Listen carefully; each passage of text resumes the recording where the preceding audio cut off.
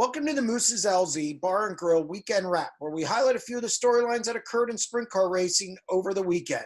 Before we get to those storylines, don't forget to check out Moose's LZ Bar and Grill for some great food at a great price. You won't regret it.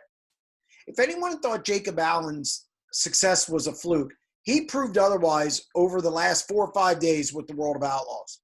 He collected the Outlaw win at Lincoln Speedway last Wednesday night, and not only did he earn his second win of the season, he did it by storming from fifth and passing Justin Peck to collect the $10,000 win.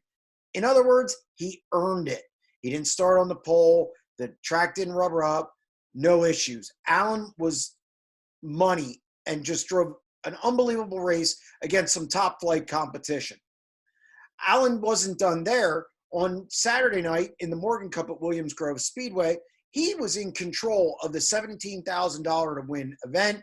Was going to take the cup back to Charlotte with the traveling World of Outlaws group, but he ran out of fuel with 2 laps remaining, really lap 29, but he was already starting to sputter and slow down, and it cost him the race, and Brent Marks took the win.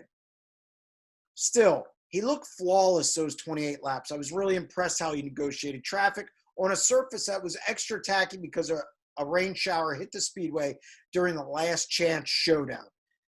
He set up the back markers, he slid guys when he needed to, and he maintained that lead over first Sheldon Hodenshield and Marks, both who have more experience than he does. Regardless of not getting to win, Allen's not the same driver he was 5 years ago. He's not even the same driver he was last season. There's a confidence and certainty behind the wheel that he hasn't displayed in past seasons. Not to mention the overall speed his car has, especially in time trials, which puts him up front and puts him in contention for dashes and also A-main victories. He has 2 already. I think he's going to get more.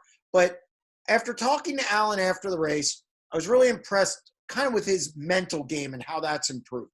Kudos to his father, Bobby Allen, for really prepping Jacob and putting him in good situations. But more importantly, I think for Jacob, who's now started working out off the track and doing all the necessary things to become a better driver, I'm really anxious to see how he does the rest of 2022. And I think he's going to win more, not only this season, but next season. Shifting to the All-Star Circuit of Champions, I saw a post earlier this week about Justin Peck, and they called him the most underrated driver in the country. I couldn't agree more. I don't think he gets the credit he's due. He showed it again over the last weekend, or really the last 5-6 days, when he secured all-star wins at I-96 in Michigan and Waynesfield Sunday in Ohio. He also finished second in the third all-star race, which was on Saturday night at Wayne County. But he also really looked good at Lincoln Speedway last Wednesday night and dueling with Jacob Allen in the World of Outlaw event before finishing second. People might chalk this up to one good week, that Peck's fast over a 5-day span. That's not the case. He's been quick throughout the season and probably should have 4, 5, even 6 wins. He's currently on 3. Things just didn't work out in some of those other events. He had the incident with Courtney at Attica, ran into the lap car of Linton Jeffrey at Bridgeport, just kind of misjudged that corner.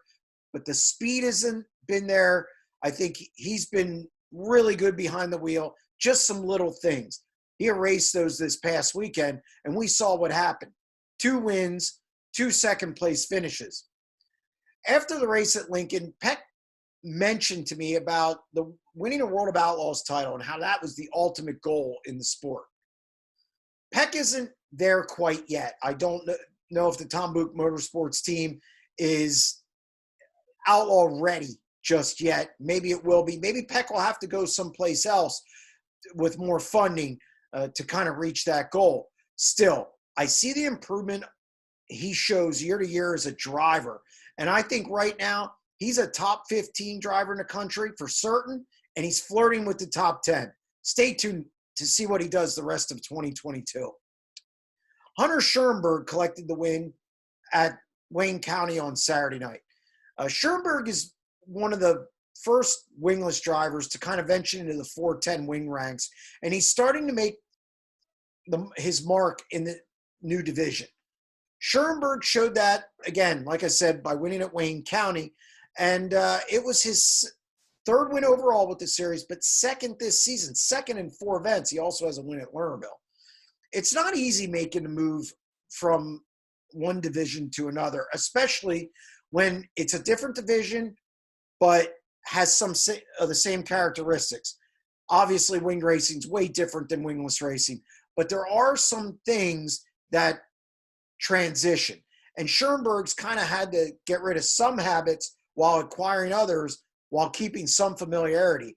That's a tough thing to do. He's making it work. It takes time to make such an adjustment, and a lot of credit goes to Vermeer Motorsports for sticking with Schuerenberg and not pulling the plug during any tough times, albeit the second half of last year and this year so far, he's looked really good.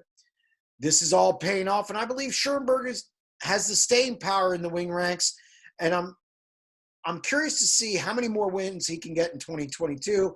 I think he has a bright future in wing racing. I hope he sticks it out.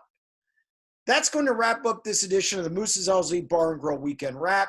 For more coverage of sprint car racing across the country, check out sprintcarunlimited.com. A yearly subscription is $35. It's $30 for 6 months, $18 for 3 months. That's going to wrap it up, and we'll be back next week. Stay tuned.